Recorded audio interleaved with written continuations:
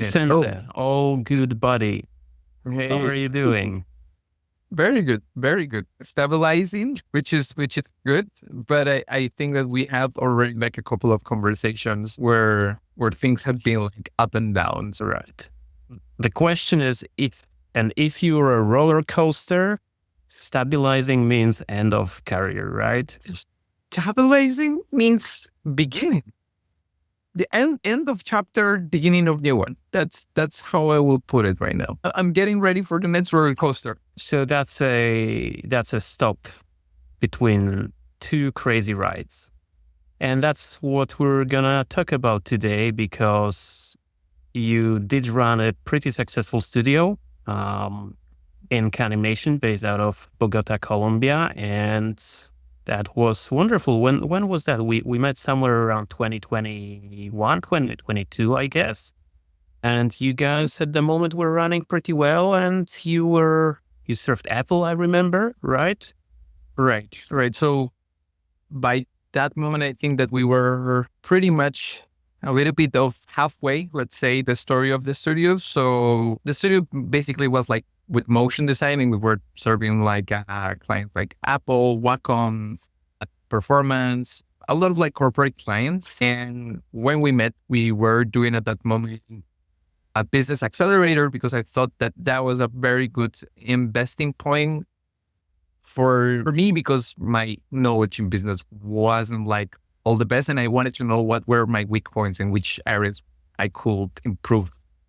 So 2022 business was good.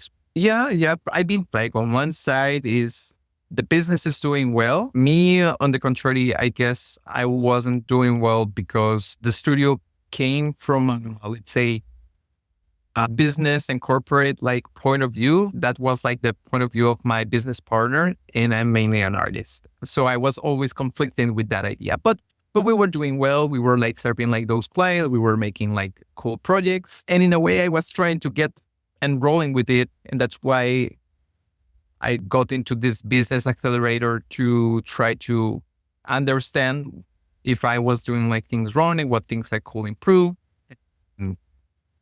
And yeah, and after that, let's say that was like the roller coaster, like going up. And then, yeah, things started to get like more interesting. Yeah.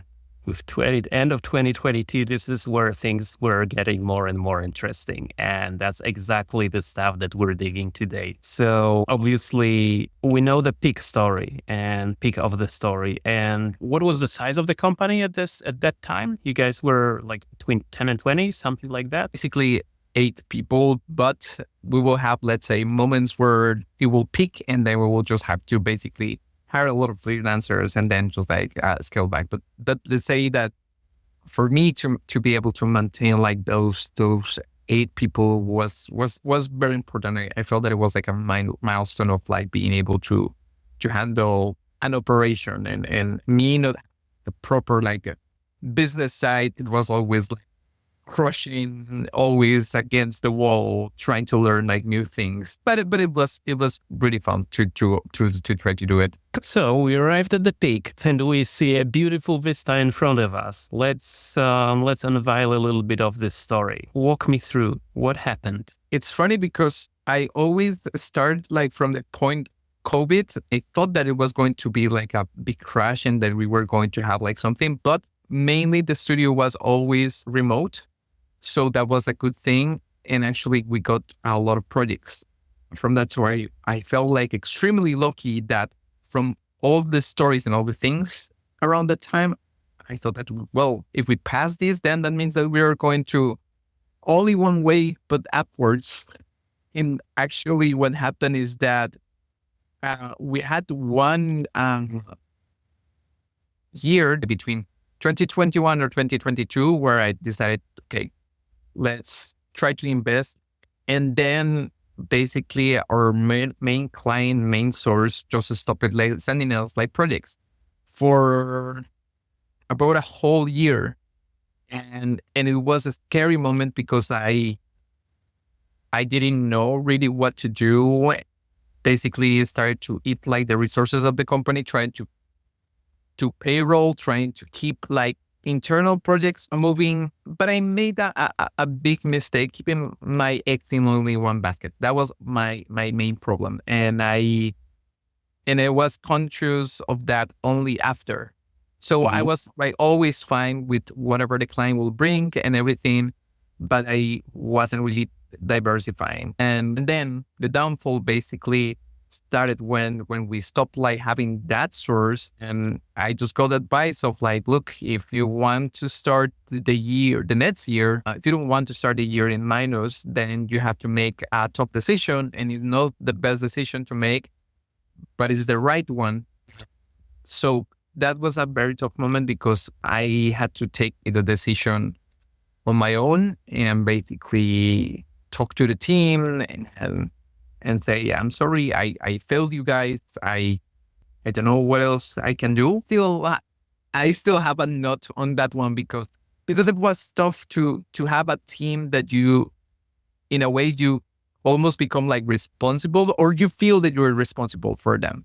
And of course, as the business owner, it was like a punch in the ego, because it was like, this is my studio. This is what I've been working on for all of these years. And then suddenly there was like nothing. So after I had that call with the team, then it was just me and just like asking myself, like, now what the hell am I going to do? Yeah. Okay. So I think we skipped over something which could be potentially very interesting. So you said that you were relying on one single major client that was bringing you a steady stream of revenue. Is it that it was always one and the same client that your studio was relying on, or these were different clients, but at that particular time you would have one main client only? No, we had always like one main client who will give us like the most amount of projects. And then on the side, it was more like, because this one is like bringing like most of the projects, then the other ones will become more like pick and choose. But like I said, from that perspective, really was really not saying things with the perspective that required of you cannot rely on that. You should be talking to other people. That was a big mistake. Now, the reason of why I didn't want to make it was because I wasn't, like I said, interested in keep doing corporate work, because I wanted to do more animation projects. That was my ultimate goal in this. But it's like a vicious cycle that the client gives you enough wrong way. So in a way, you become complacent and you don't look for other opportunities and you don't look for other things. So yeah. So comfort is the enemy of growth, usually. What was the timeline roughly between your lead client pulling back and making a tough decision to wind the business down? How much time it took, and what were the steps you were trying to do? I guess it was a period of 8 months. So every business has a temporality. So first months of the year, okay, it's dead. Nothing is happening. Projects are going to come. I'm sure of it. Next month, nothing happens. And then suddenly, then you start to knock on doors. Then it starts to, hey, what's going on? We haven't talked in a while. And let's see what could happen. The last month, it just starts to get a little bit desperate of like, I don't know what is going on. And everything is just like trying to keep like good faith in between for the team and everything that you are trying to do everything that you can. And the last step is just like having like this conversation that happened. And then it was, let's say, revealing to just like having to take the decision. The funny part of the story is that I had to let go all the team. It was a very hard crash. Then after that, the next step, it was like talking with my business partner. I don't know, it might do nothing else to be done. And it also put me in perspective of what I really wanted to do. And it was like to be more centered in my career. And my business partner, he wanted to keep with his vision because that was his whole thing.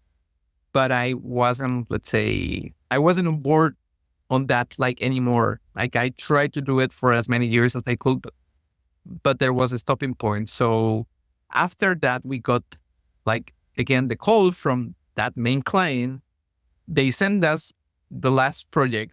But at that moment, I had to tell them, look, we are closing the studio. So this is the last thing that we are going to make. And the funny thing was that I had to rebuild a team that it was all freelance. And the crunch actually told me that by rebuilding things, I could rely on a good friend who actually helped me to order everything, to give it like a good structure to everything. And for those last months, the studio kind of ran like it never ran before. So that was a very like funny thing because it was like the closure moment. And then I guess it was like doing a good closure to that.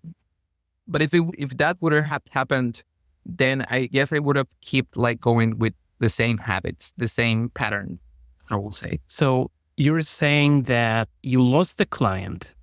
Then, 1-2 months, you were thinking that everything is going all right, that the work's going to come back. And then you start knocking at the doors. 3, 4, 5 months are passing and no major projects are coming through from your marketing. That's what you're saying, right? But is it like there was a little work or there was not enough or like literally absolutely nothing? Like, I'm very curious about these months between, let's say, the last half a year before you made this decision to. Yeah, everything. Probably we had 1 or 2, but 1 or 2 for a couple of months and 1 or 2 for a payroll of 8 people. It's really, it doesn't represent as much. So, and not, let's say, in the quantity that the main client will give us, like projects. Gotcha. So it wasn't enough to be able to sustain ourselves. So I thought if that client is not going to be there, then I cannot move forward. Righty. And at the same, and then 8 months passed and you decided to let go of a team. And then what happened is that after you closed the company, Apple went back and they wanted you to work on another project. Is that what you said? Yeah. And basically. So when you said you pulled the freelancers team back together, was that your previous team that worked in-house with you, or that was like entirely new roster of people? Mostly entirely, because some of the roles, people have to move forward. So some people weren't available. And in other cases, I found like people who actually were a better fit for what we needed at that moment. So having to do that, it was like starting back again at the point where everything is going to crack. So After that. Yeah, exactly. It's like I don't know, like video game that you get revived for a last thing, and then you get like, then you died again. But it was good. It was good because if that thing wouldn't have happened, I think that I would have taken like more blame onto everything for me. And these are just like realizations that I had as the person who was like trying to run the studio, like mostly without a proper, let's say, business knowledge. Finding like specific people who can help you on weaker sides. And believe me, I tried that many times, but I only found that only until the last moment was very revealing that I could actually make things better. So that was actually one of the good things in the middle of that moment. And I see things slightly different now, but at that moment it was like horrible. Not knowing what to do. When you realize the shit hits the fan and it's time to close your company and let people go, obviously that's a little bit challenging moment. But I'm very curious, how did you feel the very next day? Is this a celebration day? Is this a hangover day? Is it a mix of both? It's like a big breakup, divorce. I've been in a lot of breakups, not literal divorce. On one side, it was relieving, because it was a big weight out of my shoulders. But like a breakup, then you start to question a lot of things. So your self-esteem like gets completely like down because you feel that you failed, that you couldn't keep up with the business, because I was seeing other friends that will have like businesses and they were just like on the rise. And I was like, I couldn't just keep up with this. I'm not a business person. I don't know. I'm not like cut for this. So that it's like a very strange cocktail.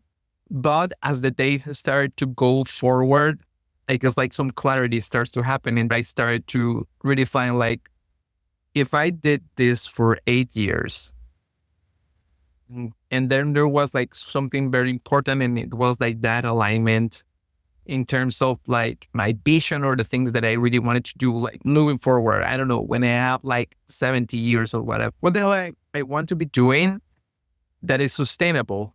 And I felt that that vision of that studio, it wasn't my vision. I tried to adapt to it. I tried to run with it as best as I could, but I didn't see myself in it.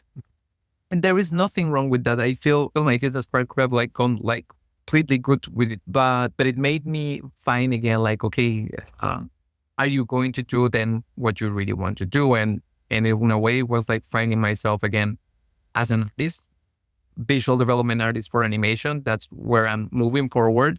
But also what you find is that the business side also never leaves you. So I'm basically an artist who had to become business side in one ways.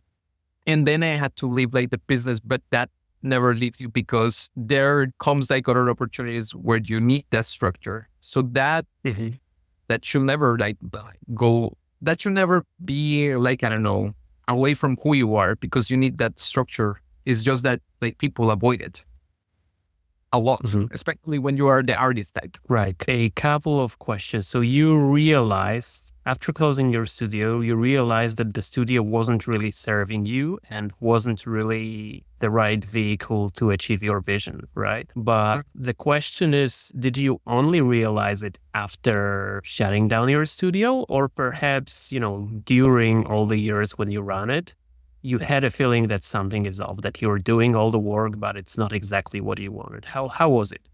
Was it growing over time, or it wasn't there, or you were too busy to think about it maybe? Sometimes that will happen. But I think that the pattern is something like this.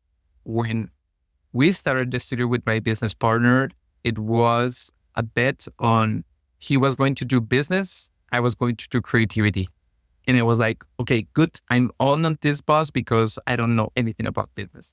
Then we kept moving, but my business partner was like working in a multinational. So Innk was not the primary business. So where I had to took over like more and more responsibilities. I started to having like more client conversations, to deal with more things about like everything that a company needs to survive. And it was like constantly like crashing and crashing and crashing. And then like that identity crisis of like, yeah, but I'm an artist, but I'm doing all of these things. Okay, there is a project, there is money coming, and money has like this element of like, kind of like be like a, like a, you are sedated. So you're like, okay, I can keep moving. I'm super grateful about like everything that studio gave me, but I'm also like, I can notice like all the times where I was like sedated of not thinking about what I really wanted to do. But then every now and then I will just like constantly collide into, are you doing what you're supposed to do? Look, the team is like doing the things that you were going to do. So that was on constantly a thing that I was like not feeling good about it. And then when everything crashed, you get like that clarity, and I'm happy. I mean, probably business will keep going, but I will continue. I don't know. I guess that it's like one of those like ones that just like kind of like fester, and then in a way it will explode anyway. So there is like external factor that pushed that moment, but internally I think that it was also necessary to start to look straight into what you need to do, because if the studio is not serving you, if the business is not serving you, then you become a slave to the business. And I felt that was a little bit the relationship that I have. It was like sometimes good, sometimes a little bit passive aggressive against the business, and the business didn't have anything to do with it. Right. I'm very curious. Why did you start the studio in the first place? What was your expectation, and what was the reality that followed for the next 8 years? Honestly, the studio started because necessity. I came from a very bad moment, like financially, with another studio that I made. So this is my second crash. It's just that the first crash was like the beginner's crash. The beginner's crash, it was like making a studio and not really knowing about it. Then the second time, it was, okay, I don't want to have any studio. But my business partner, actually, we started to work for a project that he had. He saw a potential. He saw that what I was doing at that moment could be valuable. And then he told me, let's make this and I'll take care of business and you don't have to worry about it. You will be creative. And he mentored me like the very first years. It was a very amazing experience because he gave me a lot of tools that to this day, I feel grateful that he gave those tools to me. So in a way, I kind of accepted the thing because he made the platform for me and he gave me like this security to build myself up. But in a way, when he started to like say depart, okay, you're ready to fly. So I just went and I flew and I crashed. Your best, right? I tried. It's right. Yeah. It's getting like too dark. Yeah. No, on the territory. Yeah. Okay. So you didn't plan to start this business. You were lured into it. Yeah. It's not lured. I mean, I feel that those things like happen for a reason. And I have to say, my ex-business partner gave me an opportunity, like one of those like golden tickets. Right now, even after the crash, I feel like way more prepared than I could ever be. And with less years, you are more naive. You are more hopeful about things. So I kind of like accepted like, okay, let's do it. I mean, I will do my best. And I did my best as much as I could during those years to try to honor like everything that he gave to me. But yeah, I mean, it's normal that you have to, let's say, crash when you don't have like a proper like business knowledge. That was like the whole thing to realize how important is it for anyone to have at least a sense of structure and at least you are able to see those weaknesses and see who can help you with that. That was like a main thing for me over all of these years. Now, at least like it's like being crashed, but realizing like, okay, these are the areas where I need to work on. If I wouldn't have experience, then I will still be, I don't know, the type of artist who will be just like hopeful, but still not knowing what the hell went wrong. And if there was a chance for you to like start the studio again and you're at the kiosk and you can either buy the ticket or reject the ticket, would you buy a ticket to your studio journey again? Probably. I'm hesitant. That's what I'm trying to discover right now. Do I need to be a business again? What I'm finding and discovering as I'm moving forward is probably the structure mindset that never left me over these years is still with me. So after that, I've been getting like some new project and I'm able to pull things together again and to function as I was doing, as I was functioning before without anything of that. And we say, I will know the word in English, but the whole thing, the whole circus like mounted and with the big sign, I don't need any of that right now to function into the projects that I'm trying to look forward. I don't think I can answer right now that question with like a certainty. I don't like letting things evolve. I see that the kite right now is starting to fly again. And you know, when the wind starts to push you, it's like, okay, leaving a little bit of moral blame. It's very early. Okay. There's just wounds from the battle. Battle scars are the best, man. That's your heritage. Let's approach it a bit differently. Imagine you have a time machine and you can fly back and to whatever year that was, 2016, I guess, or something like that. Yes. And you see Vicente jumping on a, boat of that studio.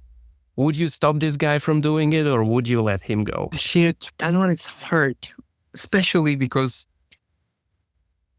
going where I'm right now, I'm going to be a visual development for animation. Mm-hmm. The animation industry right now is crashing like hell. I just come from 2 weeks of an event, a creativity event, where there is a lot of people who have worked for LA, for many places, and people from all parts in the world. Is not generalized, but the people are struggling. The people don't know where things are going. So let's say that I put this into this paths. There is one part of me that goes and stops like all Vicente from getting to the studio. Probably, yeah, we'll tell him like, no, don't do it. Go and pursue your career as an artist. I cannot tell or predict, but I know how committed I am to when I want to do something. So the other part, I needed to have that crash for me to realize how important this is. I don't mind the crash, but 8 years, obviously, it kind of waits on you, right? I feel that the more that you depart from the moment of the crash or the end of the ride, I feel that you start to gain like more perspective into this was a good thing because now animation industry is not doing very well. Well, at least right now I can say that I have like some tools to not feel that I cannot like depend on something that is going to give me an opportunity, but I can to try to provide that opportunity for myself. That's what I've been doing more actively, and to try to not do like the mistakes of the past, like try to go be more active, not trusting in only, let's say that there is one income source. And those are the things that I keep primarily right now for this moment on. And but this is still like something that is starting to build itself. We have to see what happens in that. It has been only 1 year after the crash. So obviously without the time machine, if the choice was to be made today you're making a different choice. You're not starting a studio. You're focusing on your development as an artist in animation and character development, right? There are like the idealistic parts of me who wants to be working on the nicest things, on the everything. There are some things that are just like business and they give you like cash flow to survive for a couple of months and can like fuel you even into if you want to keep investing on yourself. The difference in the past is that I didn't have that. I just will receive a project and I will be like, okay, nice. I have like a couple of things to do for a couple of months, but I didn't see like at least one step forward. And I feel that perspective is important. So right now at this point, it's just like seeing who I want to be, but also I think that I've gotten for like different mentors is like, yeah, you can decide really who do you want to be, but you cannot throw in the garbage like all the things that you have lived, because that is also part of you. So you have to use those tools to now move forward. So that is important now to not start completely from zero and to use the structure that I think that I liked for so many years. There was this unofficial pseudo-leaked production guide from Mr. Beast. I'm not sure if you followed that, but one of the highlights for me was when he said to people in their team, man, if there is a consultant you can hire to solve a problem, go and do that. Plug all the gaps, bridge all the gaps that you are seeing in whatever you're doing with consultants, because there are people that solved it and they are godsend. So that was quite interesting to me because this guy has got everything it takes to be at the top of his game. But at the same time, it's very pragmatic and it's not so much ego driven, right? People knowing how to do things better, why not take a shortcut, right? So go use consultants. What's your take on that? Like you mentioned that you were at an accelerator, you mentioned some mentors, we met a couple times. What would be your advice to people on the beginning or in the middle or like deep in their careers who didn't really use much of like consultants, advisors, programs, and other structured business support for artists? Is it worth it? Is it a shortcut? Is it helpful? Yeah, it's all of the above. I felt that it taught me like valuable thing. For me, probably I needed even like a preschool thing. Yeah, exactly. All business that there's like, so how much money did you make like on last year? It was like, oh yeah, I make like 500K, 700K. Yeah, we're going to get into 1,000,000K. And I was like, I wish I would get into those numbers at some point. I think that I've been a person who kind of like relies on mentors, and actually having my business partner as a mentor during the first like years, it was completely paramount, because he told me a lot of things from business and life that I wouldn't like grasp in any other way. And I felt that after that, I became more conscious about it.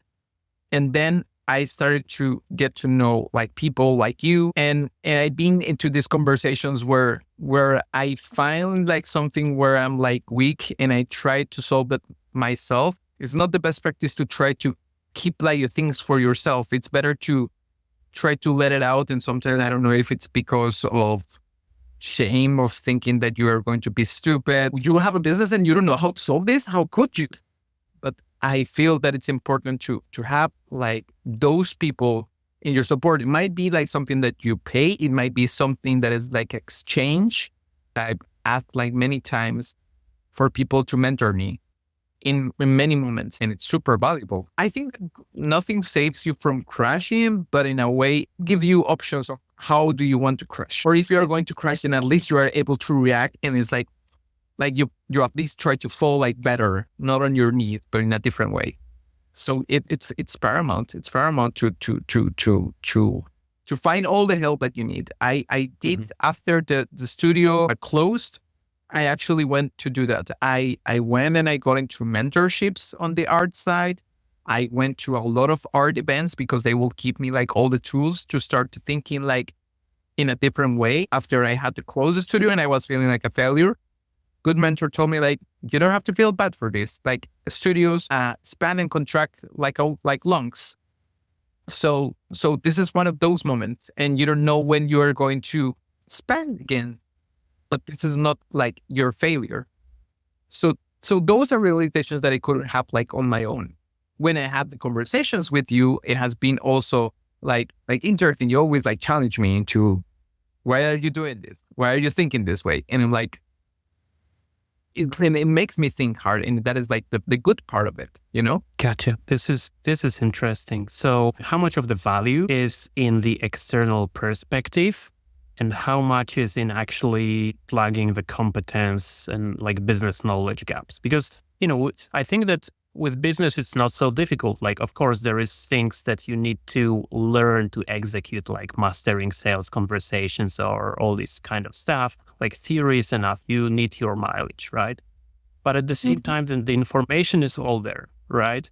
So like one layer is business information and business knowledge. And the second thing that consultants or primarily mentors and coaches bring is external perspective, which is something that you cannot get yourself, right? You can get it only from people working with you who bring this external perspective. So if you look at the value that you were getting from all the mentorships, is it more in this external perspective or it's something else? How do you see that? I think that's the process of like getting to know yourself. And it's important that conversations that you have with the mentor are in the purpose of like discovering those things of who you are and who you aren't. Even if you discover that you don't want, let's say, like the big company and everything, you still will have to manage yourself, your life, like 3 people. And those are the parts that are important. And the mentor actually helps you to see which are kind of like by listening to you, discovers which are like your stronger point and how you can like leverage on those and start to seek the others where you are weak to move forward. I don't know if that answers like particularly the question. Yeah, I guess so. I think it does. And one of the things that you mentioned regarding failure, because this is obviously very interesting and it's also quite heavy and personal at times. It's not easy to crash a studio or to close a studio or to sunset it, depending on how you phrase it and what story you put around it. One thing that is making it much more difficult for all of us in the creative industry is that we are much more sensitive. We feel much more of a personal connection to the kind of business that we're running, like we're giving ourselves.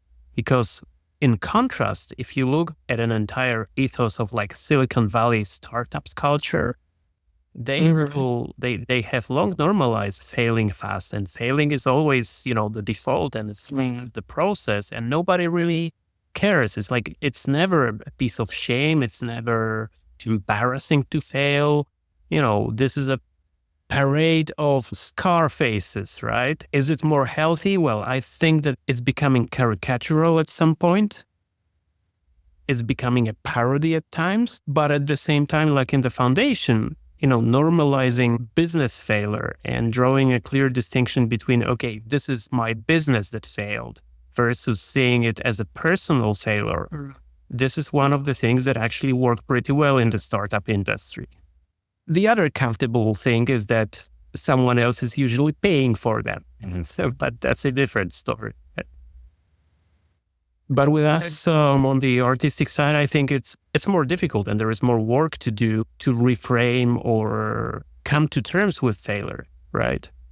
Like, see it as evolution, see it as lessons learned, see it as stages of life, stages of career, whatever that is. But like, failure is just one of the categories, and you don't necessarily have to put it that way, right? No, and probably in a way, artists identify themselves with their craft, because it's like a process that, like, I don't know, it comes from your hands. It comes from your creative process that you get like super attached to it, attached to a result. And then if you come with that mindset and then you apply it to business, then you get that idea that because you are working on your business, then you're responsible also for that result. And therefore, if it fails, you're a failure, which is, it's not really correct, because I was only able to respond to it with the tools that I had and with my best capabilities that I had at that moment. And then there is other things that are happening right now that are going on, say, in the industry. There is a lot of talented people there who are like either struggling with maintaining their studios, or there are individuals who are trying to shoot for a good work in the company. And then those become external factors. That of what happened after we had like all of these like good moments after like 7 years, and then there is no projects. I could blame myself in a way for no, like, I don't know, looks like deep enough. Although I think that I tried as much as I could. It is what it is. It's just like something that is like a checkpoint where you recognize that you probably haven't done things in the best way, or probably that you were just following a pattern and that pattern didn't work. Then you have that realization, and then you can like course correct. But it doesn't mean that it's the end of the world. I mean, as anyone, everyone has to survive. So my instinct was like, okay, what is next? And then you start to pick up your pieces, but then you think, I'm not going to do that again. I'm not going to, I don't know, be so happy when like a client pays me like generously. I'm not going to be so complacent in just thinking that this is the only opportunity that I'm going to get. And actually, this is what is happening right now. It's like any opportunity will have like a timeline of like 4 to 5 months. So you should be looking for the next one. Those were things that I didn't consider before.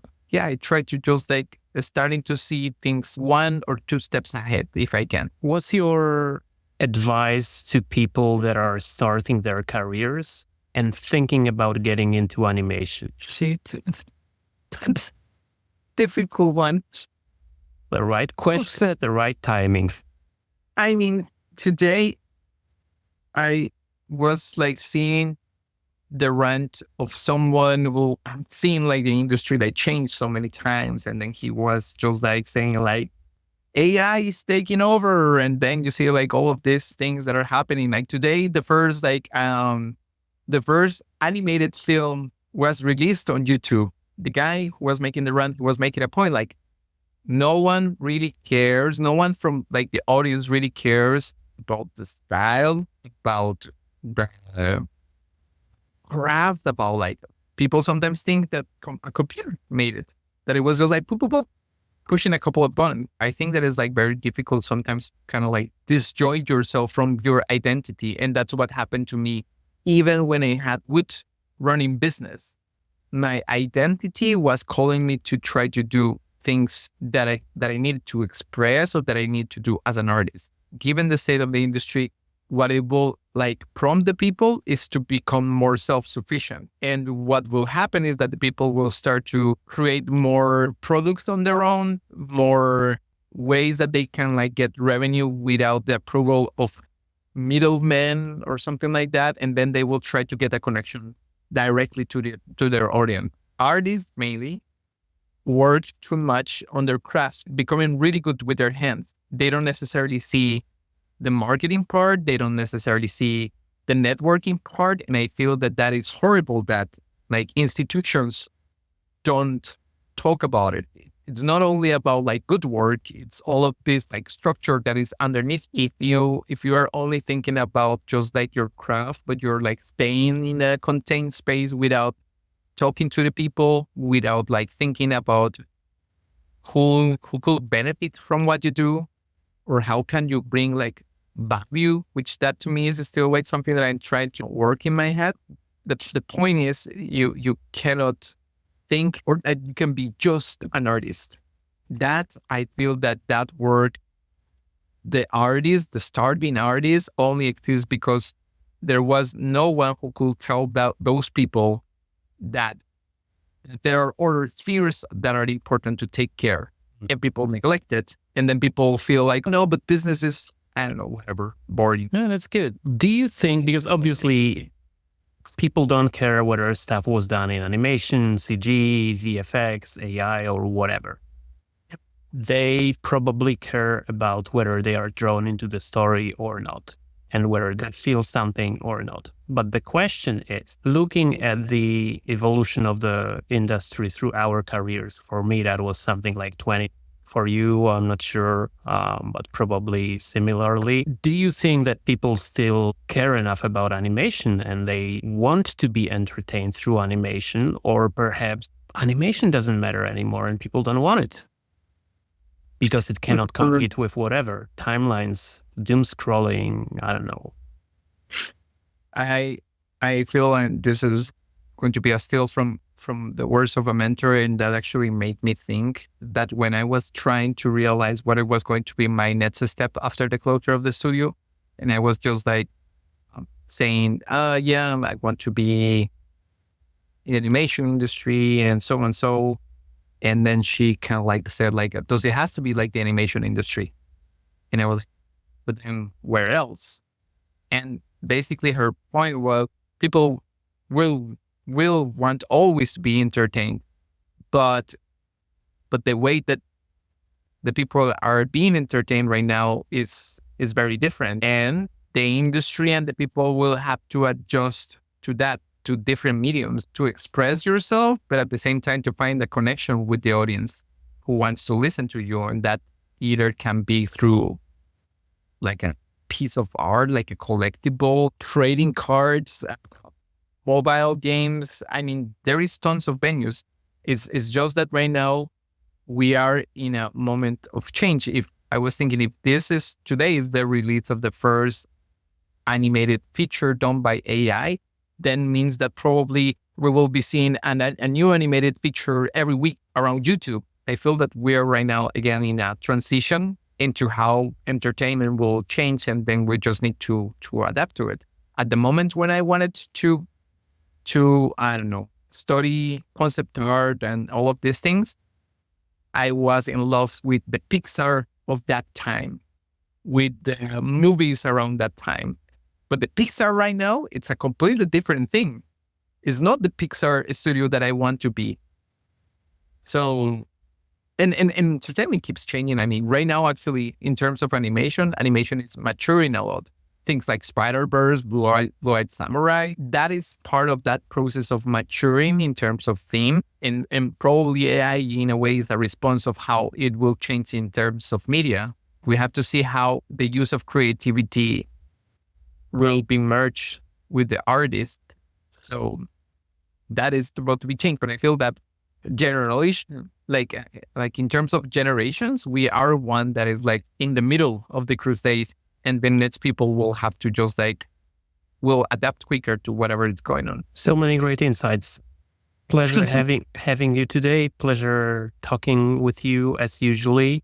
So Thanks for accepting my invite. And where can people follow your stuff? Right now at Vicente Numpaque, that is my @ on Instagram, or numpaque.com. That is my website as visual development artist. And yeah, LinkedIn, I will say. Cool, man.